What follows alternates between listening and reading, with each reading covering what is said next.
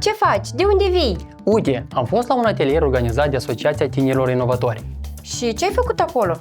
Am învățat cum să scriu un proiect despre dezvoltare comunitară și leadership în rândul tinerilor. Mi-am dezvoltat abilități de leadership, am învățat să colaborez cu autoritățile locale, am făcut parteneriate și am învățat cum să mobilizez comunitatea. Wow, chiar sună bine! A fost greu? Deloc, totul a fost foarte bine organizat. Formatorii au fost super pregătiți, am învățat multe, iar totul a fost gratuit pentru toți tinerii interesați. Plus că mi-am făcut și mulți prieteni. Deci acum știi cum să dezvolți proiecte în comunitatea ta? Exact. Acum pot să dezvolt proiecte proprii și inițiative de dezvoltare comunitară. Am învățat și cum să rezolv problemele tinerilor din localitatea mea prin proiecte de grup și cum să încurajez implicarea civică a celor care nu sunt prea activi.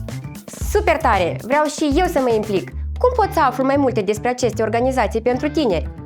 Uite, pe website-ul tinerilor găsești o listă cu organizațiile din comunitatea ta și multe alte informații despre programele pentru tineri implementate de Agenția Națională pentru Tineret.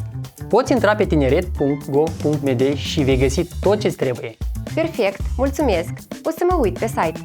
Abia aștept să mă implic și eu. Te aștept în echipă! E o oportunitate grozavă pentru toți tinerii care vor să facă o schimbare în comunitatea lor.